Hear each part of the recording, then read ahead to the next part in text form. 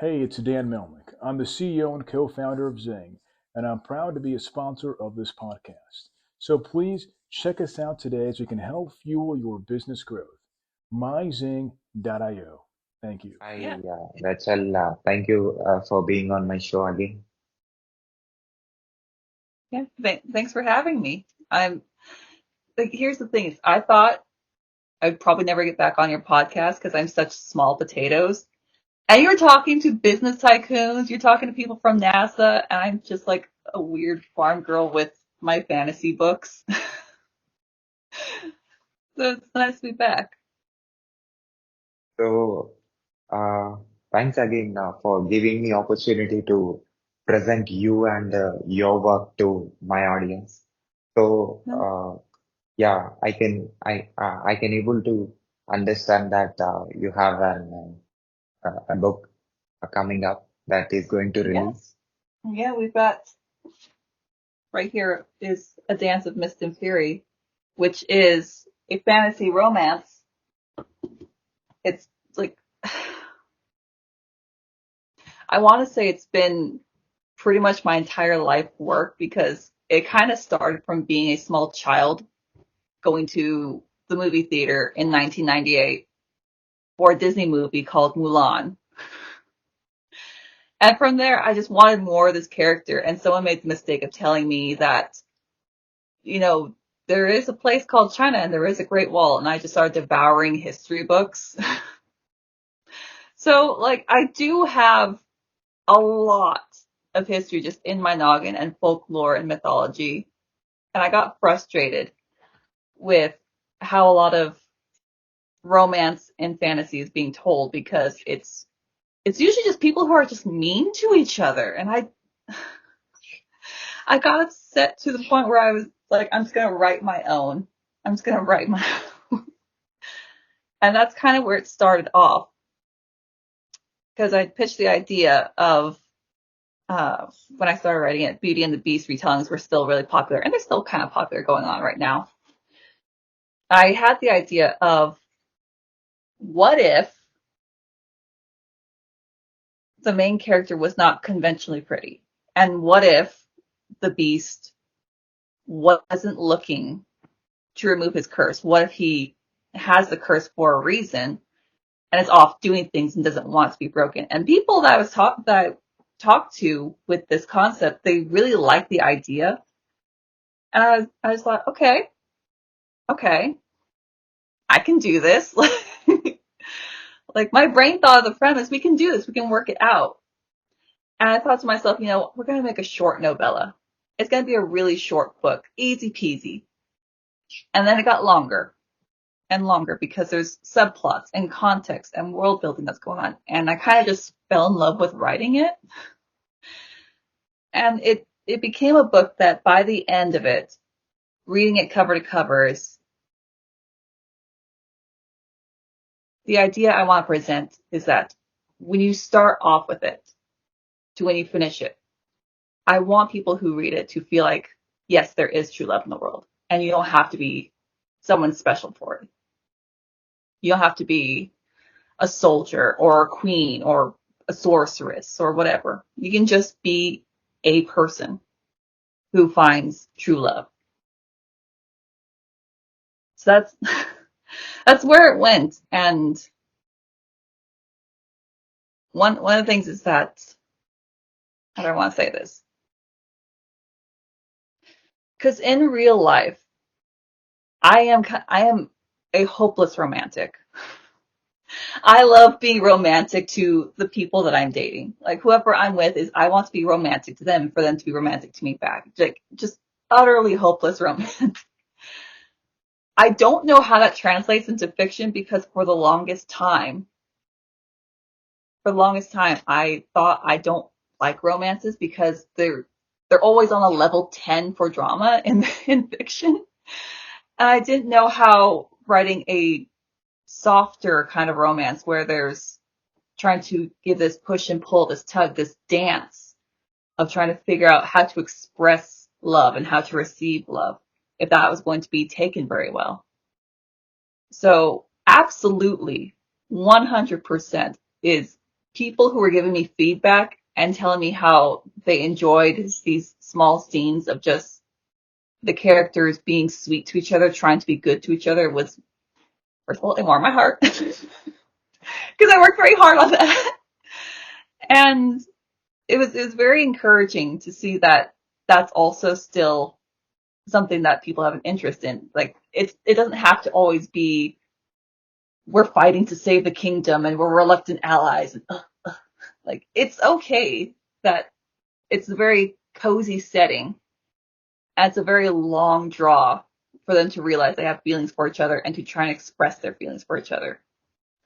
So, like, I was really, really worried that my real life idea of romance just would not translate well. So having people talk about when they took a moment to just like read it and they would like share it with a group, for them to talk about how they like this romance. They like these little quiet, intimate scenes that are going on there, and how they like how the prose it's very melodic. Like thank you, made it with my brain.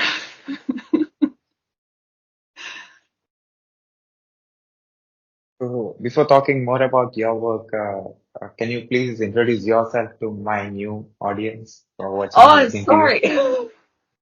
I got caught up with talking about the thing. I really am terrible at talking about myself. I will talk about you and all my cool friends from dawn to dusk. I forget to talk about myself. But where do I start? Who am I? I mean, your What's name wrong? and what you do. Yeah, it's just well, I came here from the Caribbean and now I live in California. And my my mom was born in the Caribbean. My dad is a Marine. And it's hard to talk about myself because I'm just like like who am I? Am I even interesting? Uh I don't know, the interesting part, I'm on a farm. That tends to be the interesting thing is I'm on a farm and for a while I was trying to like kind of fit into societal expectations and family expectations, working in the medical field, working as a teacher. I'm a substitute teacher now. But first and foremost is, trying to get the ranch in order, uh, trying to help my community in any way I can with volunteer work, and then writing my silly little fantasy book that I am very, very invested in. But like they're a nice escape, you know? And the previous book that you have wrote, Mm-hmm. Right. When I first talked to you, is we had finished these two, and then this one was coming out, and we've since got the audiobook for that one done too. So Travis Sivart, and I've told Travis he should talk to you because that man is just he's a creation machine with his audiobooks, his gameplay, his writing. Like he's got worlds swimming around his head. I'm like, I know someone you gotta talk to. Like you gotta share. But like me and like most writers, he's a shy guy. Like he presents as like a grumpy old man, but he's a sweetheart. And working with him to make the audiobook has been an absolute joy because the deal was when I asked him if he would take the job, the deal was that he would do it if he liked the book. So I sent him a digital copy. I'm like, all right, take your time, read it. And meanwhile, I'm sweating bullets over here. But he comes back to me a week later and he goes, all right, I'll draw up a contract. I'm like, oh, he must really like it. And he asked, could I put it onto my live stream because that's part of how I make my living when I'm doing recordings. I have it live, and I'm like, yeah, sure, whatever makes you comfortable, all that. Which also gave me a chance to kind of snoop on him because I'm like, okay, I kind of just want to see like, what's he's got going on. And he asked me if I had any like particulars for voices. I said, if you really like it, just go for it 100%, whatever you want to interpret. Which was fun because watching him in the recording booth, just having a grand old time.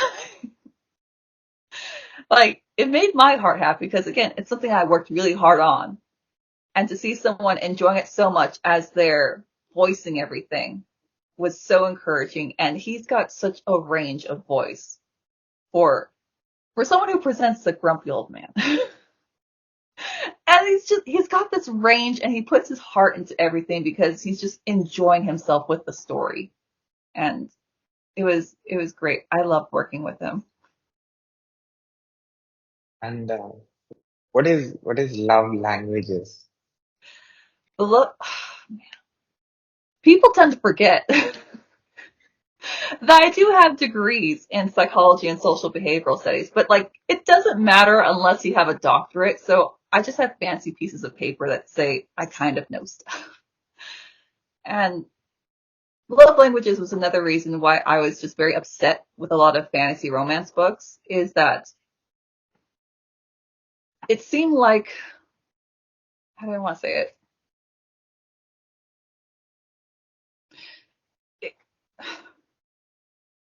It was very much that when a character is presenting, like the main love interest is presenting the character with fanciful gifts, and that's like a shortcut for they're in a romance now.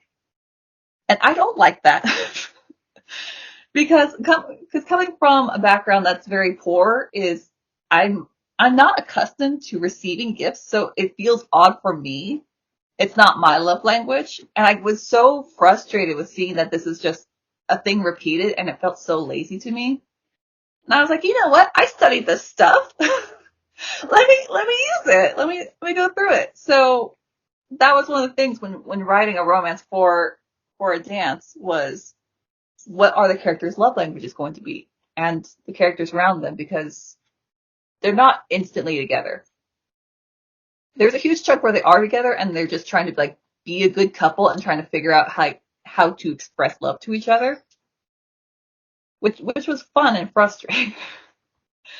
So I had to figure out, what are their primary and secondary love languages going to be? Are they going to be the kind of person that they feel loved when they're receiving gifts? It's not for me.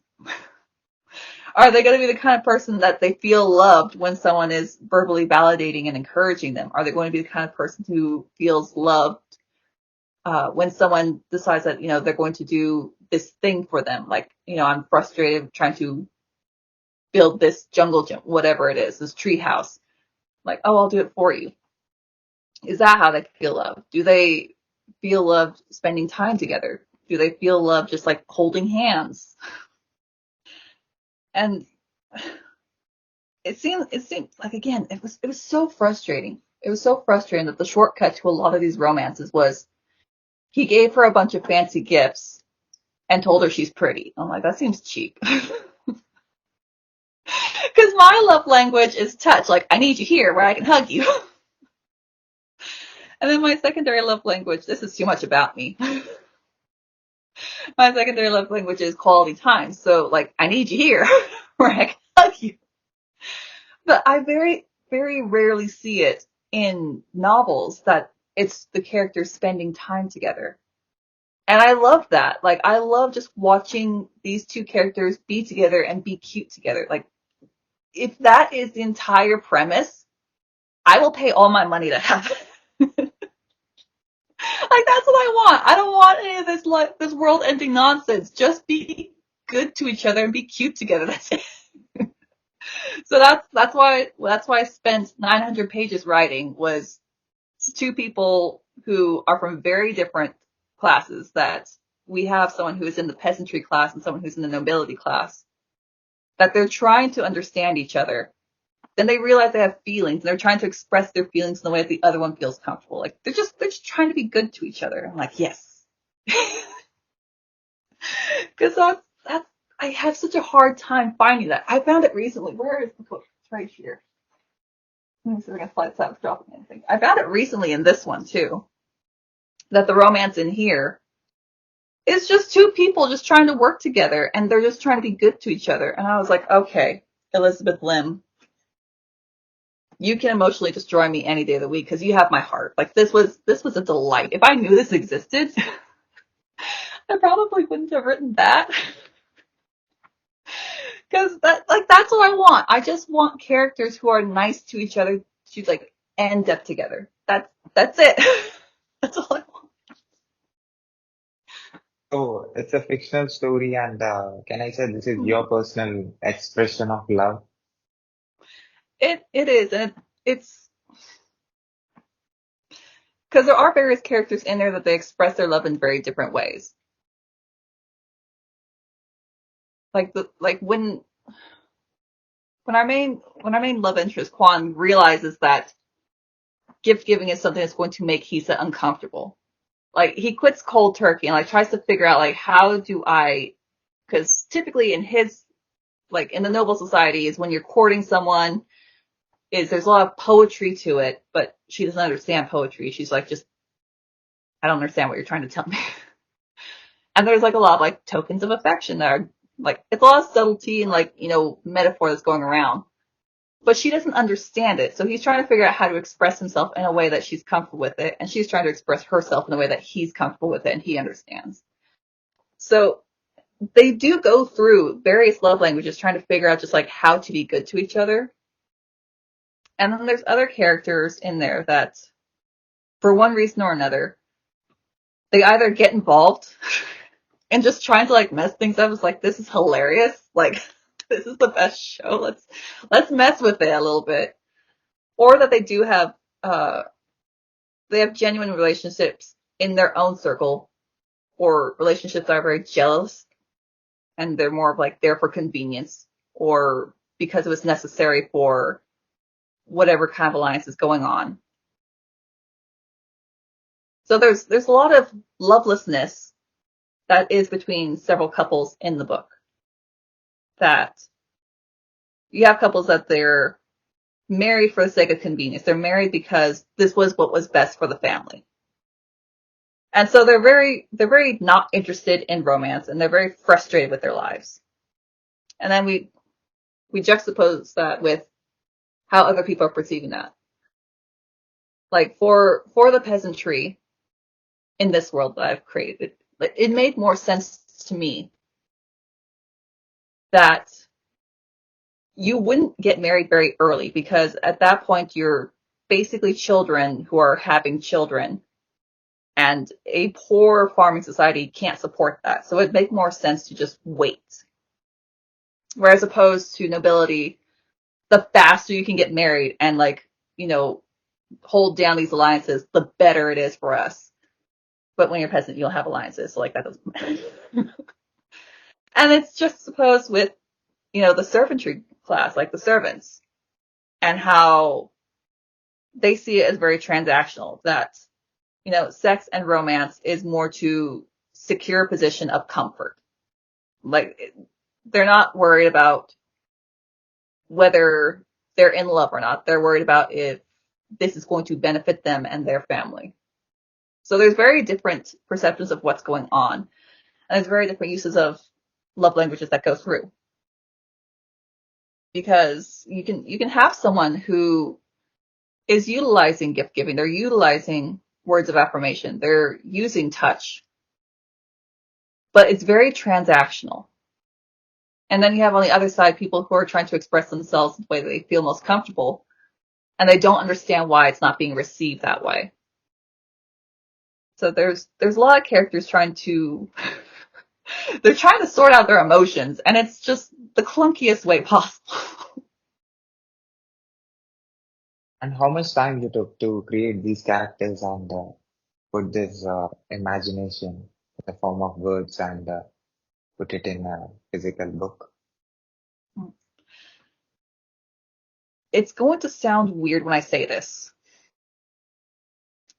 but for 265,000 words, it took me about 4 months to get that first draft done. But in those 4 months, I was working on it about 6 hours a day, sometimes as long as 12 hours a day. It started in May where I was just I had more time and the weather was warmer. So I have to get up early to take care of the animals anyway on the farm. So I'm getting up at 5 a.m. anyway. So I come back in and clean up, just sit down and write some more.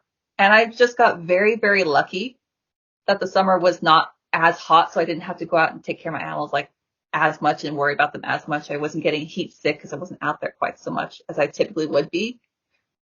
And my nonprofit work just didn't need me. I had summer vacation, so I didn't have to do any substitute teaching. Like the stars aligned so that I could get that first draft out quickly. And again, I thought that this was going to be a very short book, and it turned out to be a very large book. If we take just comparing and contrasting what my first novel was compared to what this is, it's very thick. It's big. And so it seems like it should have taken me longer, but I was so invested in what was going on. And as I'm out with the animals, I started, like, it just kept following me. I had to schedule days where I just, like, wasn't working on it, but even then I still spent a couple hours just working on it. But I had to actually schedule days to, like, have myself just leave so that I just wasn't staring at a computer all day, every day for the entire summer. But even then, just like I would walk around on a hiking trail or go to a zoo and there'd just be something in the back of my mind. It's like, hey, you know what? We had this subplot going on. What if it led to this? And I was like, that's a fantastic idea. Hopefully I can remember. So it sounds weird to say that in 4 months I wrote 900 pages. But like I had so much time just in the summer days, and it was just always on my mind. And do you think these characters will be in the real world, and how it will be if it is? If the characters were in the real world, oh God. A lot of them are kind of a mess because the world that I built for them is a feudal era East Asia inspired world. And if you know anything about like the Romance of the Three Kingdoms and the shogunates, and like it was kind of a mess. like people really did not know how to sort themselves out and were just trying to make do with like the hand that they were dealt. But something that really, really helped in novel form was the Tale of Genji. And as a nod to that is a very last minute decision character. I had named him Genji, and he turned out to be my favorite character because he is like this kind of character that is supposed to be acting as a mentor and a friend to Kwan, who is our main love interest. And because I wanted to subvert as many tropes as I hated as possible. And I always really hated that either our main love interest is, you know, the eldest or the youngest. I'm like, I'm just going to put him somewhere in between. I always hated that, like, he's always, like, the most powerful, you know, when you're dealing with, like, fairies and demigods. Like, they're always like, oh, yeah, like, he's, like, the strongest. No, there is someone stronger than him, someone who is wiser and who is actually kind of, like, a good person, who's richer, more powerful, all this stuff. And, like, they're buds. They're fine with each other. So, because typically in fantasies, if that happens, the other guy is always the villain. And I'm like, nah, let's have them be friends. And you know what would be hilarious? What if this guy who is Kwan's mentor, who is more powerful, richer, has like this legacy, what if he was just like a wallflower? Like, what if he was just really, really shy? And the way that he kind of just interacts with the main couple and he sees that they like each other and he wants to encourage it without like being involved in messing with their lives. And the amount of wisdom that he just talks about, I'm like, where did I think of that? That seems a little bit too smart to come from me, but he became my favorite character in that way. One of the things that is in his dialogue is that love isn't something that's won. Like, love isn't an object. Love is a reward for taking a risk and for putting effort into it. Like, for two people to put effort into a relationship, that's love. And I'm like, man, he's my favorite character. I was going to kill him, but he's my favorite character now. And I So love, can I say you have understood everything about it and you're putting it in different forms and you have said love has different languages and can be expressed in different forms. Yeah. But it's like I was saying, is that, you can have love be received in like giving or receiving gifts, in giving encouragement or receiving encouragement, in spending time together, and just like having the person physically there to just hold and that sort of thing. I'm missing one. I always miss one at the very end. So we have gift giving, words of affirmation, acts of service is the other one. And I one of the actual perks of being a wallflower is that people just tend to forget that you're there doing your own thing, and they'll just talk to each other. And there's a lot of conversations I stop on doing, and I'm like, okay, this is far more fascinating. And so, like, I've had the chance to just watch people fall in and out of love and try and figure it out until they get it right. And then trying to write a romance from a male perspective, I am very not equipped to write love from a man's perspective. So what I ended up doing is I ended up doing, field research, which is just the very fancy academic term for I went out into public and asked strangers very awkward questions. Like, I went into town to gather data. We're going to call it gathering data, which was asking men what they like about their partner and how they like express that to their partner. And after all the awkwardness goes away and I've explained, no, I'm a writer and I'm trying to write a male character. If I could manage it, what I tried to do was like approach a group of men so I could just have like a bigger sample than going individually, which it took a lot longer for them to be comfortable because like they're in front of their friends. But once they got comfortable and realized I'm just an awkward writer and I am just genuinely asking questions and we're probably never going to see each other again. Let's be real. Like, it became fun. Like, they were able to bounce off each other. I had my notepad, just like jotting things down. And strangely enough, I don't know if this is universal, but strangely enough, one of the things that kept coming up was that they really, really like trying to do things and having things like just kind of done for them that seems very thoughtful. And the number one word they used was not beautiful, was not sex. The number one word used, because at some point I noticed it. I kept a tally in the corner because like I'm there doing research out in the wild. The number one word used was cute. And it was never in how their partner looked. It was always in something that their partner was doing, which I thought was very interesting because I like am woman, think like man. Do be gooder. I don't know how to think like a man. So like having all this information, having guys actually try and explain it was very helpful. It was very eye opening. It was awkward, and I'm pretty sure we left each other, just parted ways, thinking this was the strangest day of my life. But it helped.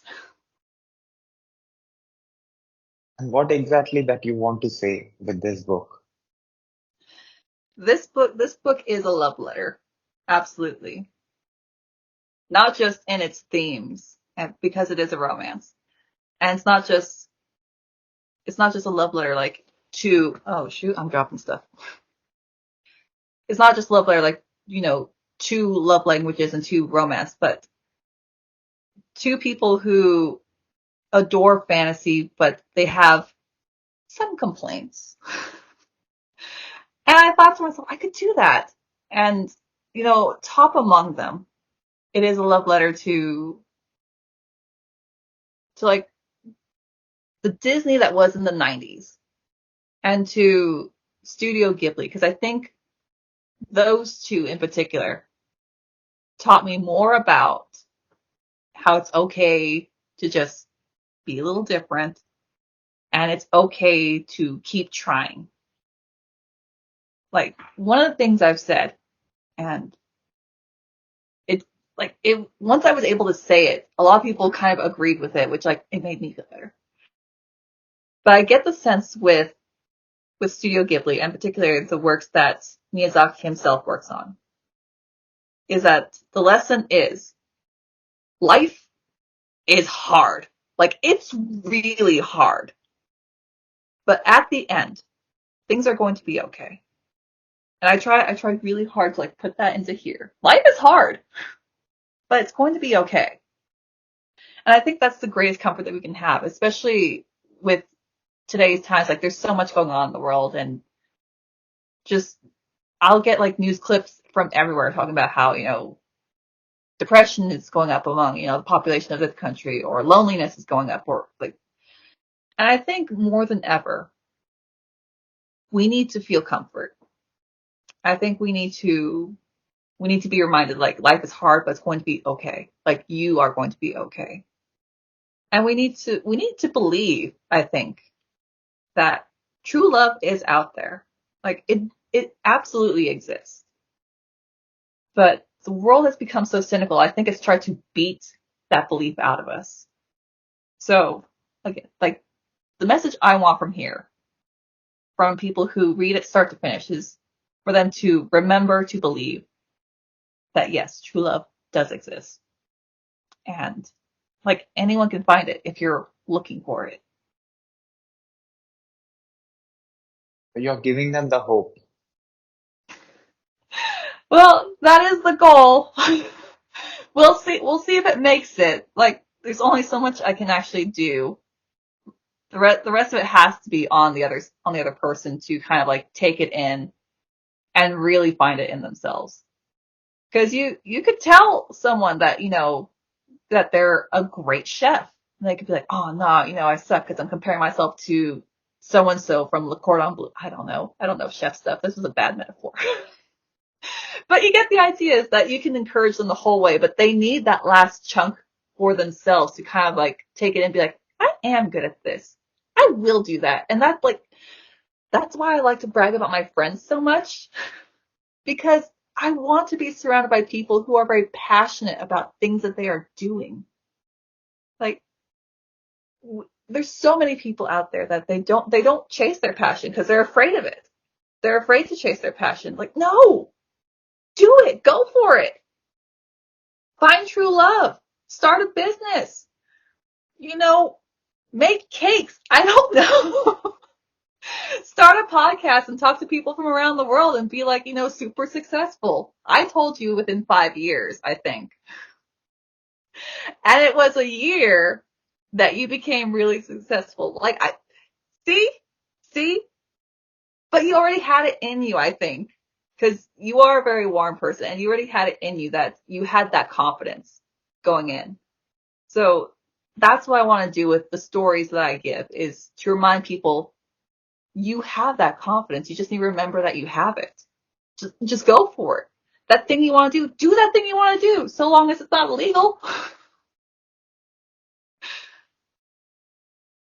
And where this inspiration is coming for you to uh, collect all this information and put it in a form of story and tell it to people who are not connected to you? I mean, again, a lot of it came from just being a really, really shy kid and not really fitting in. But there were these movies, like, from Studio Ghibli, from Disney. There were these stories that I was told, and it made me feel like, no, and, like, it's okay. Yes, I can make friends with woodland creatures. I will pet that bear. The bears. But, like, that unbridled confidence is what you need sometimes. And that's kind of just what I want to put back in there, to kind of just remind people. And that's why I write for adults. Like, I think of all people, when you get to an age where you've just been beat down by life and you kind of forget to believe in magic. Like, just believe in magic. Just so it does come from people not believing in magic and trying to convince me that it doesn't exist. It does come from being a person who's very shy and who's very lonely, that I often forgot to just look inward. So, like, there's no way that I'm the only person who forgot. There's no way. And if I can give something to someone to just like let them escape for a little while, to just remind them that you have a passion, you just go for it. That's the greatest thing. I got swoony a little while ago. It was a few months back. Maybe it was a year ago. But I had people were sending me messages that was like, "Oh, hey, I got your first book, your Let There Be Fire." And I just want to say that it got me back into reading. And I was like, "Oh, that's so lovely. Like that's really nice." And they went on to talk about it. And I was like, "Someone likes my work. Like someone got that thing from my work." And that like it made my heart happy. In particular, most notably, uh, Jubilina, who does all my cover art, I had sent her the first 3 books as like a nice thank you because she did the covers. I wanted her, and I thought for sure she was just going to leave them on her coffee table as a nice little conversation piece. She started to read them, remembered, oh yeah, I like reading. And now she's a voracious reader. She's got a library card. On her art stream, she sets aside time to talk about her reading endeavors.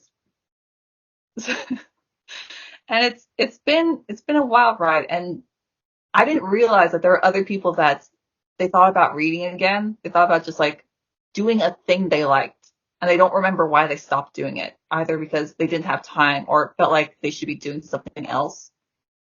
But just sharing it, and then she shares her passion for it, like that she's now really passionate, loves reading stories, and it went to other people like, yeah, that's right, these are great. So it like you don't need to be Brandon Sanderson. You just need one person to be really excited. And I think that's kind of just the greatest gift is someone loved your work so much that it reminded them that they have a passion for something. But you know that. You talk to people. I'm telling you, like, you don't know this. You know this.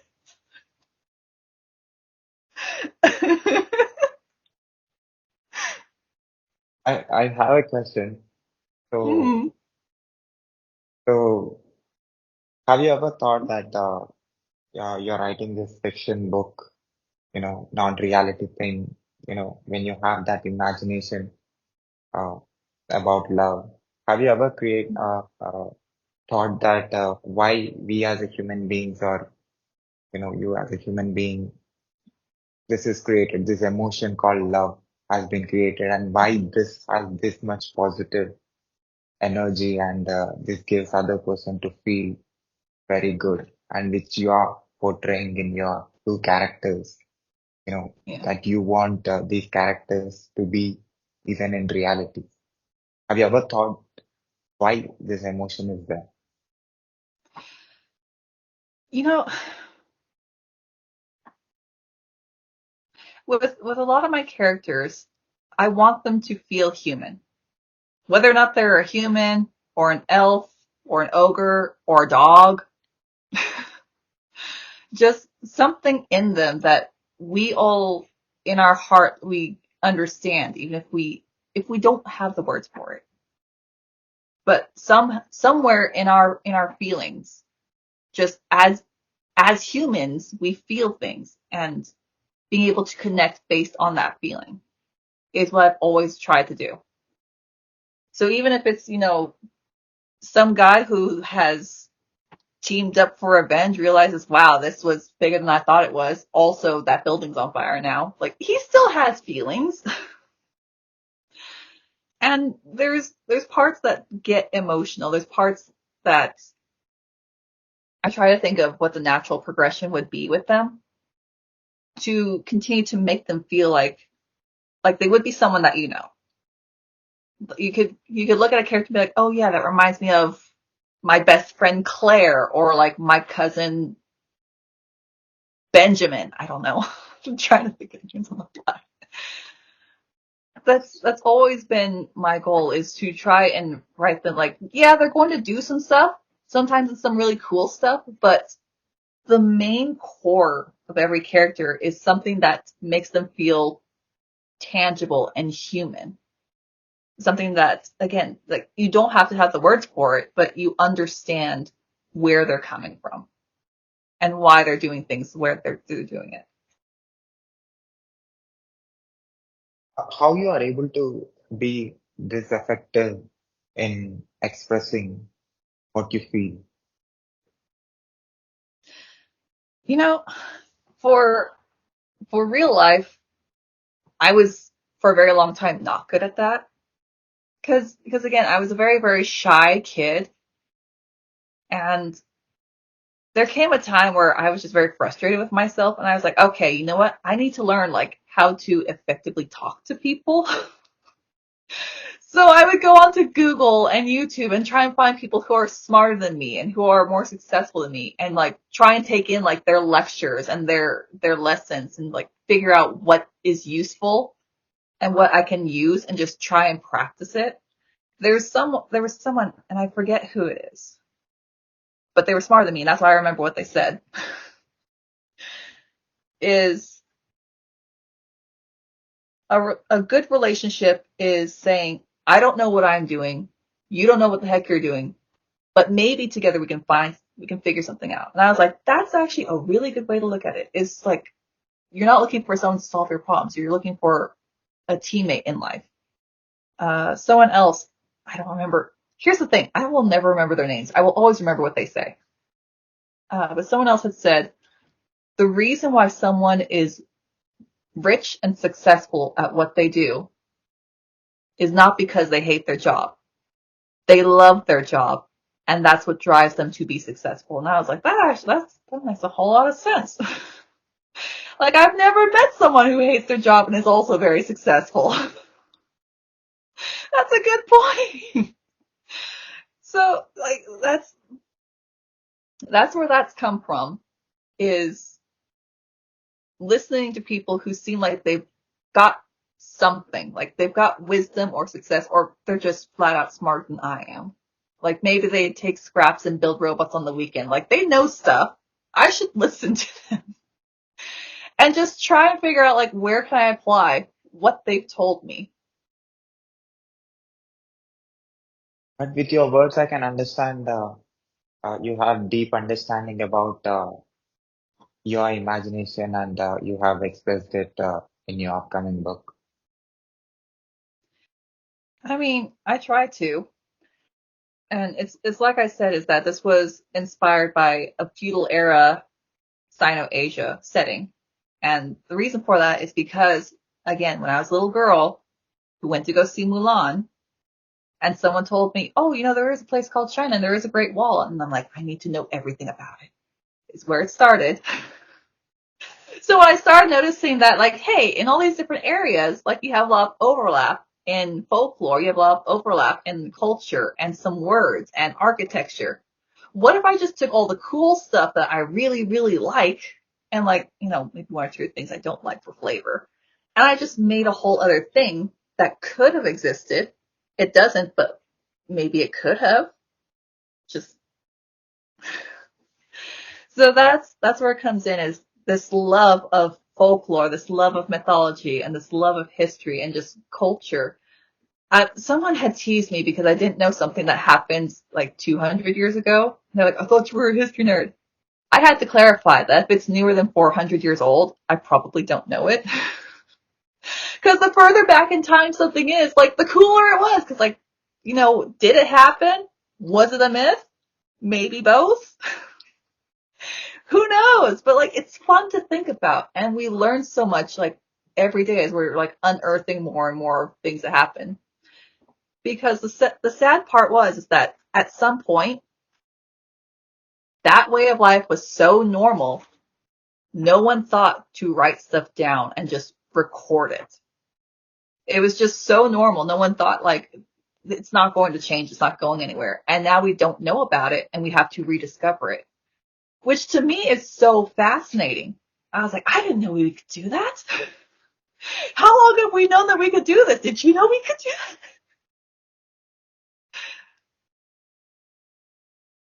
So most of the readers or people who are into communication, not much into having that emotion, reading, Mm-hmm. and without seeing the characters physically, they Yeah. can't able to feel that emotion. So how you are being good in creating that emotion without showing them who they are, how they look, just with the words, how you are able to make them come into your world.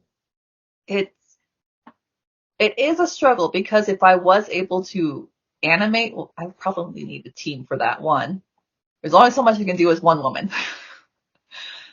But I think that's why my books take so long and like why they're just lengthy is it's a lot of the characters trying to like mull over what's happened. They're trying to digest what's going on around them, how they feel, how they think, and like trying to understand other people.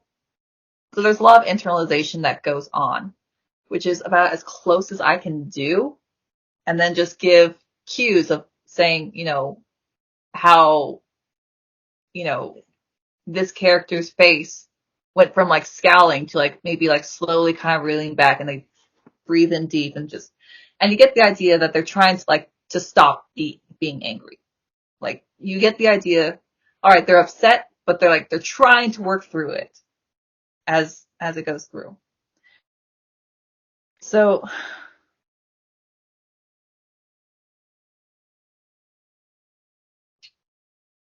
trying to think of how to say it. Like I wasn't so interested in pointing out things that I thought really didn't matter. There's a lot of times where someone is trying to set the scene.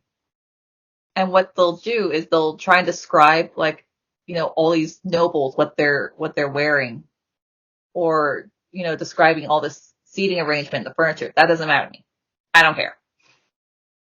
What does matter is how is this character who's navigating it, how do they feel? Do they feel like they're underdressed, overdressed? What is the food like? Because you can learn a lot about food. Also, maybe I'm just really hungry every time I'm writing. But like, beside the point, you have a lot that goes through culture with that sort of thing.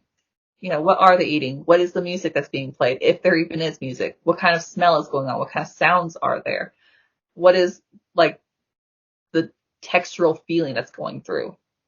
Does it feel cold in the room? Like, it's summer, but it feels like really cold in this room. Is it just the character feeling that, or is it just like actually legitimately cold? Maybe it's that they feel unwanted. So it's going through all of that to try and like give a sense of place, but also for what the character is doing. I think I've said it well, hopefully. Yeah, you did. So when you're going to release this, When am I what? when you're going to release this book, When's the book releasing? It is releasing on May 3rd. So not too far away. I was actually very surprised because I say we, like I had someone with me doing it. I put up a Kickstarter thinking, I'm going to have to just work this through. We're going to limp to the end. But no, like very quickly, people had an interest in the idea of it and the setting of it. And I don't know if they could feel like how excited I was to just share this, but maybe because it did pretty well. It did pretty well. And I was all excited for it. And sorry, reminiscing for a second. And that was in December that we did it. I keep saying we like there's someone there, which I was told don't do that in December. Like don't do a crowdfunding anything in December. But after I got it like kind of complete, I was still editing, sending it to my editor, who at the time was not feeling very well. I was like, you know what, we'll just do it. Like, we'll just see. We'll just see. So it was really encouraging that, probably the worst time. And then I had people who I thought were my friends telling me it's not going to sell. It's not good. And I was like, oh, that breaks my heart. And then to have complete strangers come back to me and be like, okay, I read this piece that you sent. I read like the whole 30 pages that you gave me. Fantastic. Chef's kiss. Very pretty. I love this character you're doing, blah, blah, blah. I'm like, okay, so these guys are telling me don't do it, but these complete strangers who owe me nothing are really into it. Okay, there's something here. So yeah, start, I think May 3rd. No, it was a little bit further into May. It might have been like in the middle of May is when I first started writing it. So almost a year complete from putting the first words down to it being released into the public. Awesome. In very few days, it is going to be out. I wish Yeah. the best for you, and I want it to reach everywhere in the world and Yeah. learn from I'm you. trying to get it more and more places. Just anytime there's a new offer to, hey, do you want it to go onto this platform? Yes, that is a great idea. Let's just have it as accessible as possible. So you're going to put this on audiobook? You know what? If there is an interest in having the audiobook, I will find someone and work something out. Nice. Yeah. And at last, as usual, what is your observation about my work? About your world? My work. Oh, your work. I was gonna be like, your world, man. Your world is huge. It's just growing. But your work is the same thing. Like, and I told you last time that I was here is I first met you on Instagram when you had like less than 100 people. And I was like, yeah, this guy seems like he's like really passionate. He's like, yeah, okay, let's go for it. Let's go. And I told you, people can sense that you are warm. You lend yourself to being very open. And I told you that, at the time you said that you were like, in the top 10 or something for podcasts. And I was like, no, in 5 years, number one, super success. It's been what, a year? I told you. That's the only time I will ever tell friends I told you is when it's something wonderful. Yeah, after you saying that, in recent times and also in past few months, I got a lot of companies approaching me to Hmm. work with me and to collaborate with me. And I never thought that that will happen. But when I thought that, I immediately messaged you, like, this is what happened to me. You said, Yeah. right, like your observation was But correct. I knew it because you had such a passion for wanting this to work. And that's who I want to surround myself with is people who are so passionate about making something that they have no choice but to make it successful. I feed off of that. Like that is so wonderful. We need more of that just in the world. It's just someone who wants to connect to people, someone who wants to make things. And by God, they're going to do it, whatever it takes. And see? I'm as intense as the characters that you write in your book about love. Oh, I can make a prediction for you about love right now. We're going to throw it out into the universe. Are you ready for this? Yeah. All right. I'm going to predict, we're going to put it on an even bigger crunch time. So last time I said within 5 years. This time, I'm going to say inside of 3 years, you're going to find someone who is charming and sweet and who, when you take the time for an interview at like 2 a.m., they're going to get up with you so that while you're taking a shower, they're making coffee and they're making sure that everything is charged. They're going to be someone who is with you and is your teammate and is going to take care of you. throwing that into the universe. 3 years. Come back to me when it happens in 6 months. I'll put this clip everywhere on the social media and everywhere. And when it does happen, I'm like, damn, next time I talk to Sai, I need to like just throw out lottery numbers and then just like use them.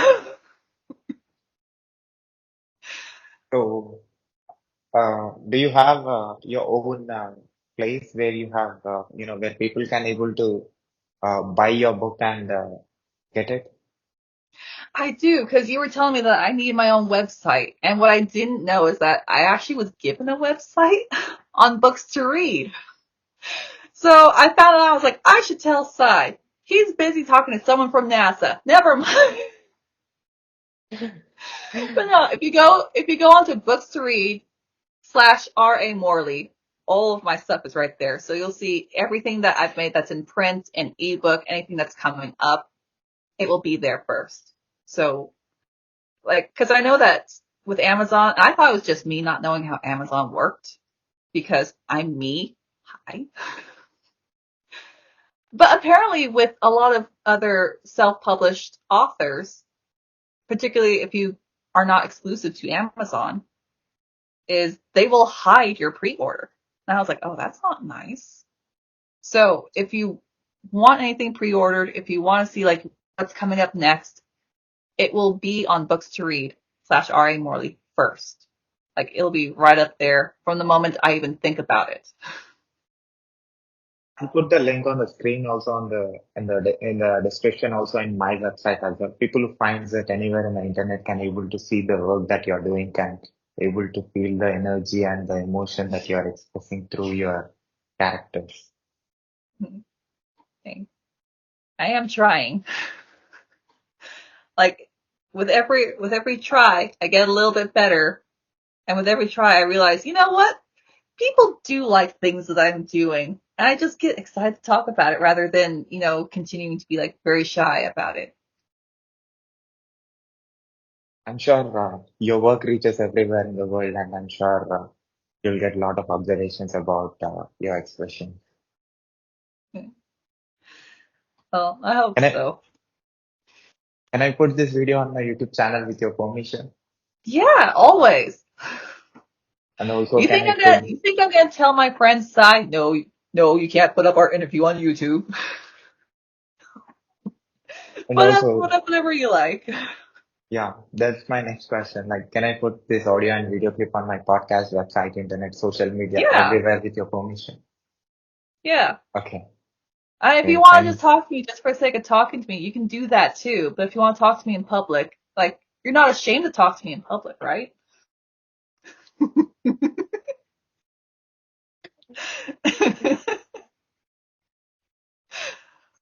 sure, I'll share it everywhere, and I hope all my audience can able to see your books and can able to feel the feeling that you're feeling. Yeah. Well, I hope that you know you have a fiercely loyal audience who's very interested in just the world in general and making connections to. Like that is your audience is other people who want to connect to the world. And I do hope that if they do take the time with any of my books, that they're gonna get that sense of feeling like there is someone out there who understands what I'm feeling, even though we've never met. Because that's the feeling I got from stories growing up is somewhere out there, someone understands how I feel, even though we've never met. So that's what I want to pass on to your audience. And Oh, yeah, most of my audience and also the guests that are coming next mhm, are the world leaders. uh, Actually being in leadership positions and making the yeah, globe better. So yeah. what do you say to them? They are changing the world and they're making things happen. To world leaders is please be patient. Not all of us are on your level, and not all of us communicate the same way. But by the end of the day, we are all humans on this planet. And like, that's awesome that we're all here able to share a giant rock in space. So world leaders, like, be patient. I understand you want to fix the world. You want to fix it right now. You see a problem. You have capital to try and solve it. It's okay to go slow. It's okay to take your time. It's okay to listen to other sources. It's okay to share. And I know that when your heart is in the right place, you're going to do wonderful things. I heard you. And, Hopefully. and I will say this observation, your words that you're going to say next. I want your observation about, me. I'm actually a software engineer, a DevOps engineer. I'm working for a UK company. That's my full-time role. Apart from that, I'm interviewing, experts like you around the world from more Experts. than, It's a little too strong of a word.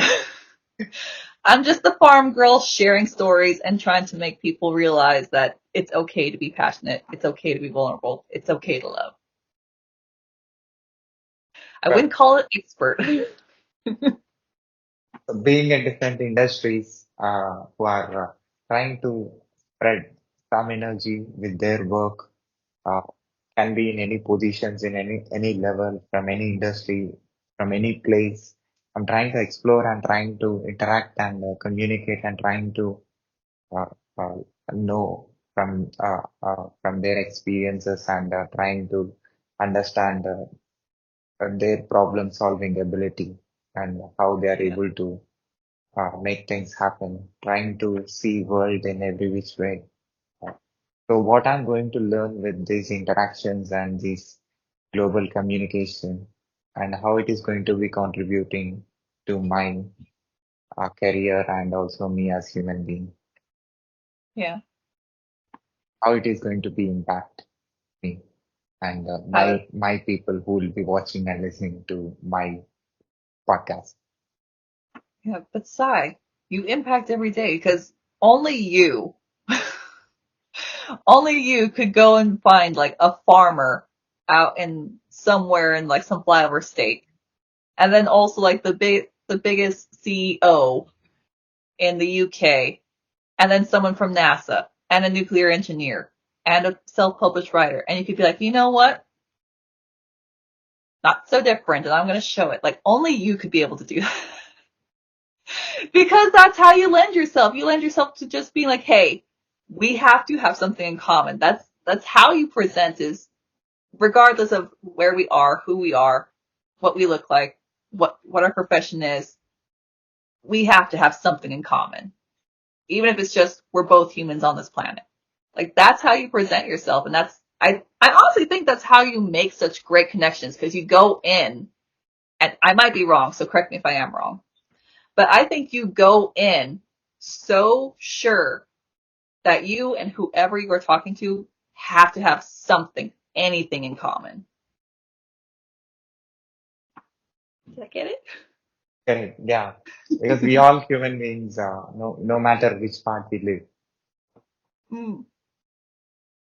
But that's the common thing. And your observation is extremely valuable for me more than any of my guests because you are seeing me from long time now, more than 750 or 760 uh, interviews I have done, and you are following me from like many hundreds of interviews ago. You are seeing me, so that's why Yeah. your words about me and your observation means a lot to me. Well, I told you before, from the time you had less than 100 people following you, I was like, no, he seems pretty passionate. I think he's gonna do it.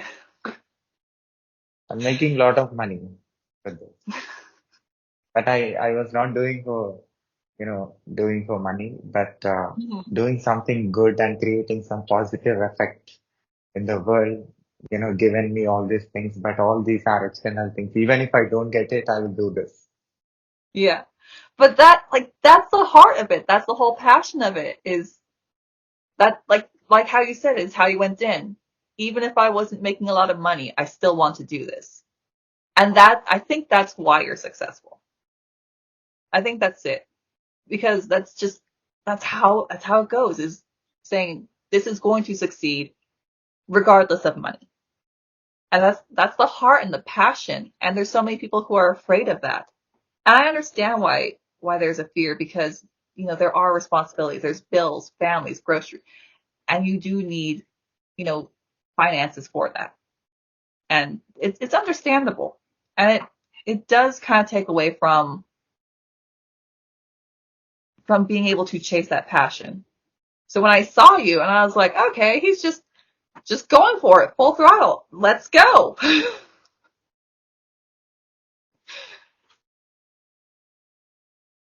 I'll publish this video and I'll let you know. And I hope it reaches to many people. And I hope your book, impacts a lot of people and get a good message from it, no matter like from which country they uh, uh, read it. Yeah.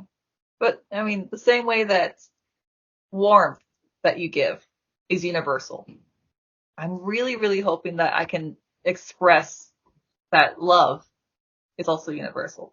It's just a different kind of warmth. Thank you very much, Molly. You're a very special guest for me. I want you to continue the work that you're doing. Uh, so I will bring you back again after you publishing another book. Is that a promise? Yeah.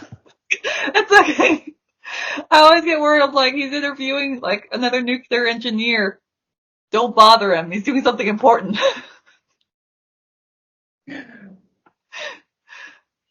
We'll let you know for sure. All right. Thank you again for your time and sharing your work to my audience. Yeah. Thank you for having me on, Sai. Take care. All right. Take care.